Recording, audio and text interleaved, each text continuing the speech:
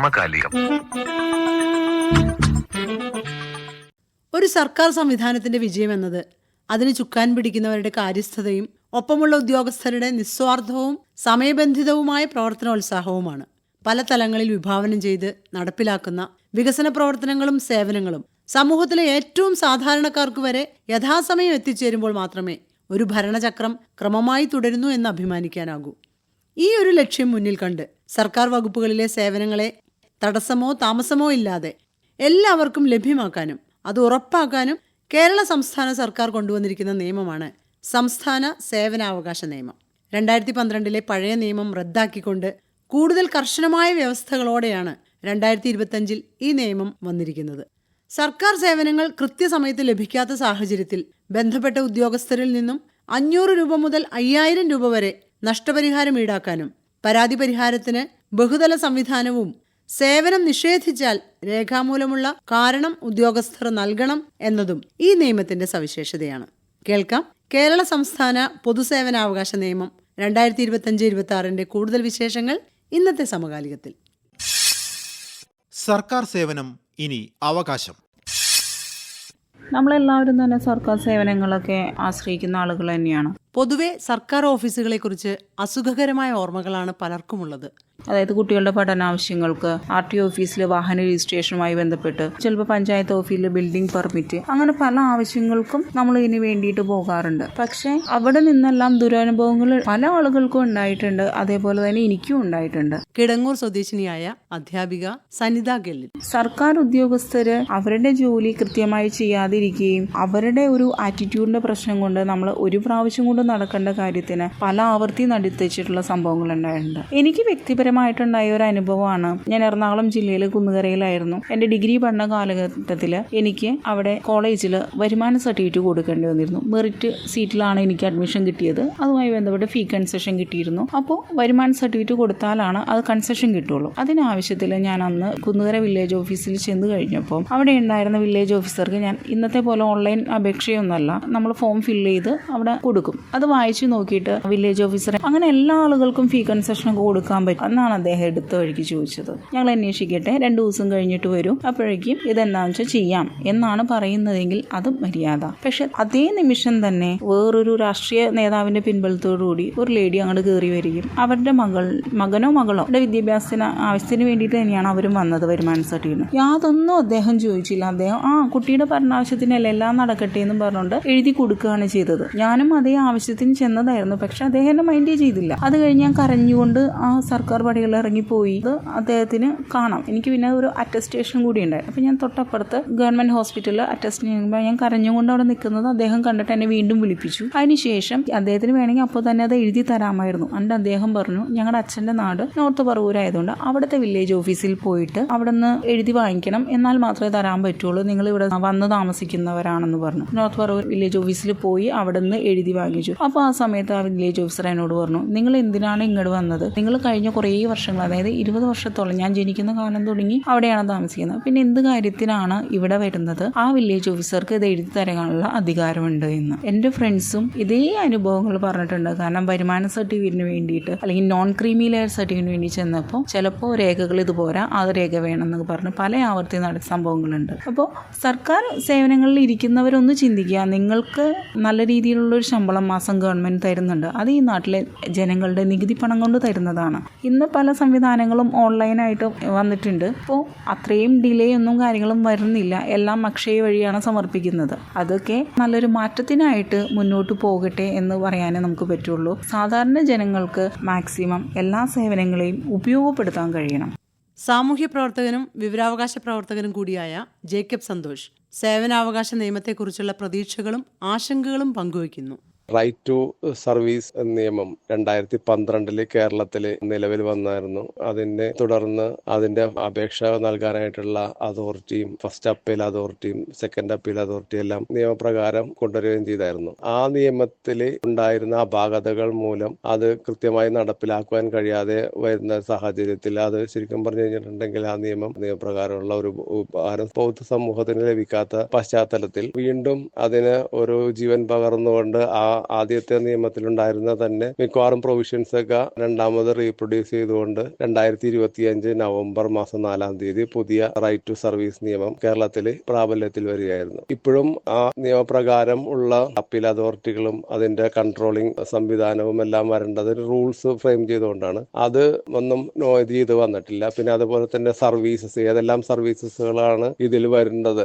ഈ പറയുന്ന നിയമപ്രകാരം നോട്ടിഫൈ ചെയ്യേണ്ടതെന്നുള്ളതെല്ലാം ഈ നിയമപ്രകാരം ഒരു നോട്ടിഫിക്കേഷൻ സർക്കാർ ഇറക്കേണ്ടതുണ്ട്. അതിന് സമയപരിധി 6 മാസം എന്നാണ് പറഞ്ഞിരിക്കുന്നത്. അപ്പൊ 6 മാസത്തിനുള്ളിൽ അത് വരും എന്നുള്ള പ്രതീക്ഷയിൽ നിൽക്കാം. കൂടാതെ ഒരു അപേക്ഷ നമ്മൾ നൽകി കഴിഞ്ഞു കഴിഞ്ഞിട്ടുണ്ടെങ്കിൽ 30 ദിവസത്തിനകം നമുക്ക് ആ അപേക്ഷയിൽ മറുപടി അല്ലെങ്കിൽ ആ സർവീസ് കിട്ടിയിരിക്കും എന്നുള്ളതാണ് ഈ നിയമപ്രകാരം പറയുന്നത്. അപ്പൊ 30 ദിവസം കഴിഞ്ഞും നമുക്ക് അതിന് മറുപടി കിട്ടാതിരിക്കുകയോ അല്ലെങ്കിൽ നമ്മൾ ഉദ്ദേശിച്ച ഫലം ലഭിക്കാതെ വന്നിട്ടുണ്ടെങ്കിൽ ഫസ്റ്റ് അപ്പീലിന് സാധ്യതയുണ്ട്. ഈ ഫസ്റ്റ് അപ്പീലും കഴിഞ്ഞ് അതിലും നമുക്ക് കൃത്യമായ ഒരു റെമഡിയൽ മെഷർ നടന്നില്ല എന്നുണ്ടെങ്കിൽ സെക്കൻഡ് അപ്പീൽ. അങ്ങനെയാണ് ഇപ്പോൾ ഈ നിയമം ഫ്രെയിം ചെയ്തിരിക്കുന്നത്. അതിൽ ഏതെങ്കിലും ഒരു ഉദ്യോഗസ്ഥൻ വീഴ്ച വരുത്തി കഴിഞ്ഞിട്ടുണ്ടെങ്കിൽ 15,000 രൂപ വരെ പിഴ ശിക്ഷ വിധിക്കുവാനും എല്ലാ പ്രൊവിഷനൊക്കെയാണ് ആക്ടിൽ പറഞ്ഞത്. പക്ഷെ ഇതെല്ലാം റൂൾസും അതിന്റെ ഏതെല്ലാം സർവീസുകളാണ് ഉൾപ്പെടുന്നത്, ഇങ്ങനത്തെ കാര്യങ്ങളെല്ലാം ഫ്രെയിം ചെയ്ത് വന്നാൽ മാത്രമേ അതിനെക്കുറിച്ച് കൃത്യമായ ഒരു ചിത്രം നമുക്ക് ലഭിക്കുകയുള്ളൂ. എങ്ങനെയാണ് അപേക്ഷ നൽകേണ്ടത്, അപേക്ഷ നൽകുമ്പോഴത്തേക്കും പാലിക്കപ്പെടേണ്ട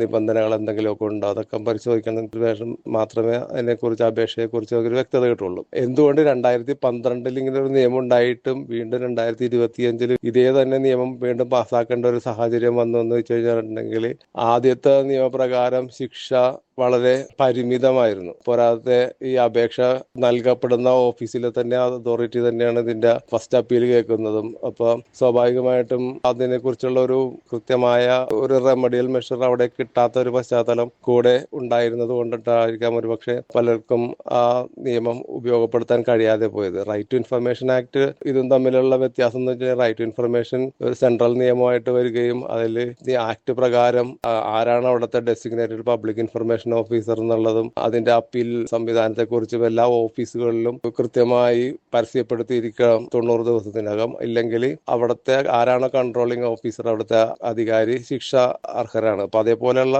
ശക്തമായിട്ടുള്ള സർക്കാർ നിബന്ധനകൾ ഉണ്ടെങ്കിൽ മാത്രമേ ഇത്തരം സംവിധാനങ്ങൾ പ്രാവർത്തികമാക്കാൻ കഴിയുകയുള്ളൂ. ഇപ്പൊ വിവരാവകാശ നിയമത്തിൽ പുതിയ ഒരു ക്ലോസും കൂടി കൊണ്ടുവരുന്നുണ്ട്. അതായത് മന്ത്രാലയങ്ങൾക്ക് ചില പ്രത്യേക അപേക്ഷകൾ വേണമെങ്കിൽ അവർക്ക് വീറ്റോ ചെയ്യാം എന്നുള്ള പുതിയ എക്കണോമിക് സർവേയുടെ റിപ്പോർട്ട് പ്രകാരം നിർദ്ദേശം വെച്ചതായിട്ടാണ് അറിയാൻ കഴിഞ്ഞത്. അപ്പൊ ഇതേപോലത്തെ ഒരു സംവിധാനമാണ് ഈ സേവനാവകാശത്തിലും വരുന്നതെങ്കിൽ ഇത്തരം നിയമങ്ങൾ കൊണ്ട് ഒരു ഇരുട്ടുകൊണ്ട് ഓട്ടയടക്കുന്ന പ്രവണത ആയിട്ട് മാത്രമേ ഇത് മാറുകയുള്ളൂ എന്നുള്ളതും കൂടി തിരിച്ചറിയേണ്ടതുണ്ട്. ഇതിന് പൊതുസമൂഹത്തിന്റെ ഭാഗത്തു നിന്ന് ഉള്ള ഇടപെടലുകൾ കൊണ്ട് മാത്രമേ ഇത്തരം നിയമങ്ങൾ പൊതുജനങ്ങൾക്ക് ഉപകാരപ്രദമാക്കി മാറ്റുവാനുള്ള സംവിധാനങ്ങൾ ഒരുക്കാൻ കഴിയുകയുള്ളൂ. ഇതെല്ലാം നമുക്ക് കൃത്യമായി പ്രതികരിക്കണമെങ്കിൽ നേരത്തെ പറഞ്ഞ പോലെ സർവീസസ് നോട്ടിഫൈ ചെയ്യുകയും അതിന്റെ നടപടിക്രമങ്ങളെ കുറിച്ചുള്ള വ്യക്തമായ റൂൾസും എല്ലാം വന്നതിന് ശേഷം മാത്രമേ കൃത്യമായി പറയാൻ കഴിയുകയുള്ളൂ. എന്തായാലും 2012 തെറ്റുകളെല്ലാം തിരുത്തി 2025 നല്ല പൊതുജനത്തിന് ഉപകാരപ്രദമായിട്ടുള്ള ഒരു സംവിധാനത്തിലേക്ക് മാറും എന്നുള്ളൊരു പ്രതീക്ഷയാണ് ഉള്ളത്. സേവനാവകാശ നിയമത്തിന്റെ വിശദാംശങ്ങളെക്കുറിച്ച് സംസാരിക്കുകയാണ് ജില്ലാ ഉപഭോക്തൃ തർക്ക പരിഹാര കമ്മീഷൻ അധ്യക്ഷൻ DB ബിനു. സമൂഹത്തിന്റെ സുസ്ഥിരമായ വികാസത്തിന് അനിവാര്യമാണ് കാര്യക്ഷമമായ ഭരണം. സുതാര്യതയും പ്രതിബദ്ധതയും പ്രതികരണ സ്വഭാവവും ജനാധിപത്യത്തിന്റെ അവശ്യ ഘടകങ്ങളാണ്. ഭരണരംഗത്തെ സുതാര്യതയാണ് വിവരാവകാശ നിയമത്തിന്റെ ലക്ഷ്യമെങ്കിൽ ഉദ്യോഗസ്ഥരുടെ പ്രതിബദ്ധതയും പ്രതികരണവുമാണ് സേവന അവകാശ നിയമം ഉറപ്പുവരുത്തേണ്ടത്. ഏതെല്ലാം സേവനങ്ങൾ എത്ര ദിവസത്തിനുള്ളിൽ ലഭ്യമാക്കുമെന്നും അത് ലഭ്യമാക്കുന്ന ഉദ്യോഗസ്ഥരുടെ വിശദാംശങ്ങൾ വ്യക്തമാക്കുന്ന ബോർഡ് പൊതുജനങ്ങൾക്കായി ഓഫീസുകളിൽ പ്രദർശിപ്പിക്കണം എന്നും നിയമം വ്യക്തമാക്കുന്നു. സേവനം നിർദ്ദിഷ്ട സമയത്തിനുള്ളിൽ പൊതുജനങ്ങൾക്ക് നൽകിയില്ലെങ്കിൽ 2000 രൂപ മുതൽ 15,000 രൂപ വരെ ഉദ്യോഗസ്ഥർക്ക് പിഴ ചുമത്താനും നിയമത്തിൽ വ്യവസ്ഥയുണ്ട്. ഇലക്ട്രോണിക് മോഡിലെ സേവനവും നിയമപരിധിയിൽ വരുന്നു എന്നതാണ് പുതിയ നിയമത്തിന്റെ ഏറ്റവും പ്രധാനപ്പെട്ട സവിശേഷത. നോട്ടിഫൈ ചെയ്ത, വിജ്ഞാപനം ചെയ്ത സേവനങ്ങളാണ് നിയമപരിധിയിൽ വരുന്നത്. ഈ നിയമം നിലവിൽ വന്ന് 6 മാസത്തിനകം ബന്ധപ്പെട്ട വകുപ്പുകളുടെ മേധാവി ഓരോ സേവനവും നോട്ടിഫൈ ചെയ്യണം, വിജ്ഞാപനം ചെയ്യണം. അതിന്റെ സമയപരിധി എത്രയാണെന്ന് മുൻകൂട്ടി അറിയിക്കണം. അത് നൽകാൻ ചുമതലപ്പെട്ട ഉദ്യോഗസ്ഥനെയും സ്ഥാനനിർദ്ദേശം ചെയ്യണം. ആ അപേക്ഷ എന്തെങ്കിലും കാരണമുണ്ട് റിജക്ട് ചെയ്യാൻ, അല്ലെങ്കിൽ ചില രേഖകൾ അതിനോടൊപ്പം ഹാജരാക്കിയിട്ടില്ല എന്ന് വരുന്നുവെങ്കിൽ ഏത് രേഖയാണ് ഹാജരാക്കേണ്ടത് എന്ന് വ്യക്തമായി എഴുതി കൊടുക്കുകയും റിജക്ഷന്റെ കാരണം എന്താണെന്ന് എഴുതി നൽകണമെന്നതാണ് ഏറ്റവും പ്രധാനപ്പെട്ട ഒരു വ്യവസ്ഥ. പലപ്പോഴും എന്തുകൊണ്ട് ഇത് നിരസിക്കുന്നു എന്ന് ഉദ്യോഗസ്ഥന്മാർ വിശദീകരിക്കാറില്ല. ഈ പറയുന്ന അപേക്ഷകന് കഴിയുമെങ്കിൽ അത് പരിഹരിച്ച് അപേക്ഷ തീർപ്പ് കൽപ്പിക്കാൻ ഉള്ള സാഹചര്യം ഒരുക്കുകയാണ് ഇതിന്റെ പ്രധാനപ്പെട്ട ലക്ഷ്യം. ആ സമയപരിധിക്കുള്ളിൽ ഈ സേവനം അപേക്ഷകന് നൽകണം. അപേക്ഷ കൊടുത്ത അന്നു മുതൽ ആ തീയതി ആരംഭിക്കുന്നു. എല്ലാ അപേക്ഷകൾക്കും നിർബന്ധമായും രസീത് നൽകണം. ആ രസീത് ഓൺലൈൻ മോഡിലാണെങ്കിൽ തീർച്ചയായിട്ടും ഓൺലൈനിൽ തന്നെ ഇലക്ട്രോണിക് മോഡിൽ രസീത് ലഭിക്കാൻ പൗരന് അവകാശമുണ്ട്. ഇത് സമയബന്ധിതമായി നിയുക്ത ഉദ്യോഗസ്ഥൻ സേവനം നൽകിയില്ലെങ്കിൽ 30 ദിവസത്തിനകം ഒന്നാം അപ്പീൽ അധികാരി ഇതിൽ തീർപ്പ് കൽപ്പിക്കണം. ഒന്നാം അപ്പീൽ അധികാരി സമയബന്ധിതമായി ഇത് തീർപ്പ് കൽപ്പിച്ചില്ലെങ്കിൽ രണ്ടാം അപ്പീൽ അധികാരിക്ക് രണ്ടാം അപ്പീൽ സമർപ്പിക്കാനുള്ള അധികാരമുണ്ട് 30 ദിവസത്തിനകം.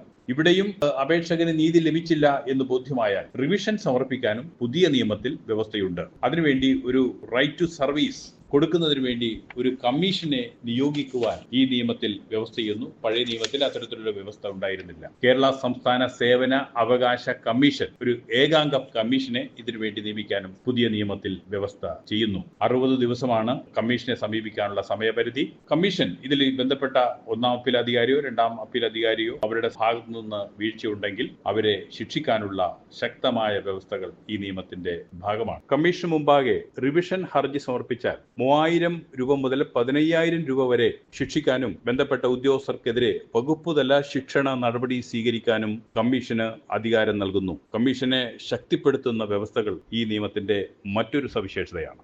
നിയമ വ്യവസായ വാണിജ്യ വകുപ്പ് മന്ത്രി പി രാജീവ് സേവനാവകാശ നിയമത്തിന്റെ ഉദ്ദേശ ലക്ഷ്യങ്ങളെക്കുറിച്ച് സംസാരിക്കുന്നു.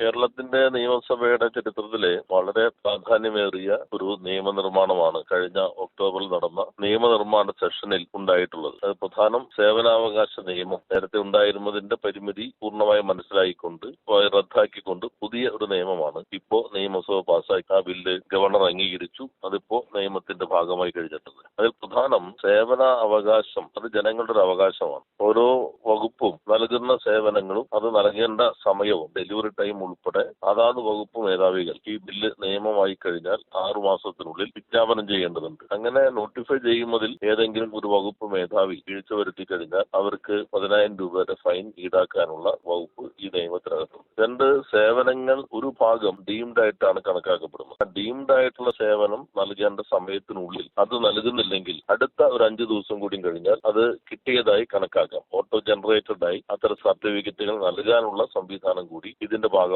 വരും. ഉദാഹരണത്തിന് ഏതെങ്കിലും സർട്ടിഫിക്കറ്റ് ലഭിക്കേണ്ടത് 10 ദിവസത്തിനുള്ളിലാണെന്ന് വിജ്ഞാപനത്തിലുണ്ടെങ്കിൽ ആ സർവീസ് ഡീംഡ് സർവീസായി അവനകത്ത് ഉൾപ്പെടുത്തിയിട്ടുണ്ടെങ്കിൽ 10 ദിവസത്തിനുള്ളിൽ കിട്ടിയില്ലെങ്കിൽ അടുത്ത 5 ദിവസം കൂടി കഴിഞ്ഞാൽ പിന്നീട് അത് ഓട്ടോ ജനറേറ്റഡ് ആയി ആ സർട്ടിഫിക്കറ്റ് കിട്ടാവുന്ന രൂപത്തിലുള്ള വ്യവസ്ഥയാണ് വകുപ്പിനകത്തുള്ളത്. അത് കിട്ടിയതായി കണക്കാക്കാം എന്നുള്ളതാണ് ഡീംഡ് സർവീസസിനകത്തുള്ളത്. എന്നാൽ എല്ലാ സർവീസുകളും ഡീംഡ് ആക്കാൻ ബുദ്ധിമുട്ടുള്ളത് കൊണ്ട് മറ്റ് സർവീസുകളെല്ലാം അതിനകത്തുള്ള ഡെലിവറി ടൈമിനകത്ത് ലഭ്യമാകുന്നില്ലെങ്കിൽ നിങ്ങൾക്ക് പരാതി നൽകുന്നതിനുള്ള ഏതൊരു പൗരനും അവകാശമുണ്ടായിരിക്കും. അങ്ങനെ പരാതി നൽകി കഴിഞ്ഞാൽ ഏതെങ്കിലും ഉദ്യോഗസ്ഥൻ വീഴ്ച വരുത്തിയെന്ന് കണ്ടാൽ ആ ഉദ്യോഗസ്ഥനെതിരെ 10,000 രൂപ വരെ ഫൈൻ ഈടാക്കാനും ഈ നിയമം വ്യവസ്ഥ ചെയ്യുന്നത്. എന്നാൽ ഇതെല്ലാം സർക്കാർ ഉദ്യോഗസ്ഥർ തമ്മിലായതുകൊണ്ട് ഒരുപക്ഷെ ശരിയായ രൂപത്തിൽ പ്രവർത്തിക്കാൻ ഇടയില്ല, ബുദ്ധിമുട്ടുകൾ ഉണ്ടാകും എന്നതുകൂടി ഒരു ഭാഗത്ത് കണ്ടുകൊണ്ടാണ് ആദ്യമായി സ്വതന്ത്രമായ അധികാരങ്ങളുള്ള ഒരു സേവനാവകാശ കമ്മീഷൻ ഈ നിയമം വിഭാവനം ചെയ്യും. സംസ്ഥാന സർക്കാർ സർവീസിലോ കേന്ദ്ര സർക്കാർ സർവീസിലോ സെക്രട്ടറി ചുമതലയിലോ അതിനു മുകളിലോ വഹിച്ചിട്ടുള്ള ഒരാൾക്കായിരിക്കും ഈ കമ്മീഷണർ ആകാനുള്ള യോഗ്യതയുള്ളത്. അങ്ങനെ നിയമിക്കപ്പെടുന്ന കമ്മീഷൻ ഏത് പരാതി സ്വീകരിക്കാനും ആ പരാതിയുടെ അടിസ്ഥാനത്തിൽ ഏത് ഉദ്യോഗസ്ഥനെ വിളിച്ചു വരുത്താനും ഏത് ഓഫീസ് പരിശോധിക്കാനുമുള്ള അധികാരങ്ങളുണ്ട്. സേവനം തൃപ്തികരമല്ലാതെ നൽകിയാലോ സേവനം ഭാഗികമായി മാത്രമാണ് നൽകിയിട്ടുള്ളതെങ്കിൽ ആ ഉദ്യോഗസ്ഥനെതിരെ 15,000 രൂപ വരെ പിഴ ഈടാക്കാനും അച്ചടക്ക നടപടി ഡിപ്പാർട്ട്മെന്റ് ഡിസിപ്ലിനറി ആക്ഷൻ ശുപാർശ ചെയ്യുന്നതിനുള്ള അധികാരവും ഈ കമ്മീഷൻ നൽകിയിട്ടുണ്ട്. അപ്പോൾ പല്ലും നഖവുമുള്ള ഒരു കമ്മീഷനാണ് ഇപ്പോ ഈ നിയമത്തിന്റെ അടിസ്ഥാനത്തിൽ രൂപീകരിക്കപ്പെടാൻ പോകുന്നത്. ഇതിന്റെ അടിസ്ഥാന കാഴ്ചപ്പാട് അധികാരം എന്നുള്ളത് അധികാരം കൈയാളുന്ന ഉദ്യോഗസ്ഥരല്ല, പകരം ജനങ്ങളിലാണ് അധികാരം. ആ ജനങ്ങളുടെ അധികാരം വഴിയാണ് പൊളിറ്റിക്കൽ എക്സിക്യൂട്ടീവ് ആയാലും പെർമനന്റ് എക്സിക്യൂട്ടീവ് ആയാലും അവർക്കെല്ലാം അധികാരം ലഭിക്കുന്നത്. അതുകൊണ്ട് ജനങ്ങളുടെ അധികാരത്തെ ഊട്ടിയുറപ്പിക്കുന്ന ചരിത്ര പ്രാധാന്യമുള്ള ഒരു നിയമമാണ് നിയമസഭ പാസാക്കി ഗവർണർ ഒപ്പുവെച്ച് നമ്മുടെ സംസ്ഥാനത്തിന്റെ നിയമമായി മാറിക്കഴിഞ്ഞിട്ടുള്ളത്. കുറ്റമറ്റ ഒരു ഭരണ സംവിധാനം ഏതൊരു പൗരന്റെയും സ്വപ്നമാണ്, അവകാശമാണ്. ഈ പൊതുസേവനാവകാശ നിയമം പ്രാബല്യത്തിൽ കൊണ്ടുവരിക വഴി അവരുടെ പരാതികൾ സമയബന്ധിതമായി പരിഹരിക്കുന്നതിനും പൊതുജനങ്ങൾക്കുള്ള സേവനങ്ങൾ വീഴ്ച കൂടാതെ വിതരണം ചെയ്യുന്നതിനും സർക്കാർ ജീവനക്കാർ ബാധ്യസ്ഥരാകുന്നു. മാത്രമല്ല, സർക്കാർ ഉദ്യോഗസ്ഥർ അവരുടെ പ്രവർത്തനങ്ങളിലും ജനസേവന പദ്ധതികളിലും കൂടുതൽ ജാഗ്രതയും ഉത്തരവാദിത്തവും കാണിക്കണമെന്ന ഓർമ്മപ്പെടുത്തലുമുണ്ട്. ഈ നിയമത്തിൽ നിഷ്കർഷിച്ചിട്ടുള്ള കാര്യങ്ങളും ചട്ടങ്ങളും വെള്ളം കൂടാതെ പാലിക്കപ്പെട്ടാൽ അതിശോഭനമായ ഒരു ഭാവിയാണ് കേരളത്തിലെ പൊതുസമൂഹത്തെ കാത്തിരിക്കുന്നത്. അതിലേക്കുള്ള ചുവടുവയ്പാകട്ടെ പൊതുസേവനാവകാശ നിയമവുമായി ബന്ധപ്പെട്ടുള്ള ഇനിയുള്ള പ്രവർത്തനങ്ങൾ. സർക്കാർ സേവനം ഇനി അവകാശം. നിർവഹണം റിയാസ് കളപ്പുരയിൽ.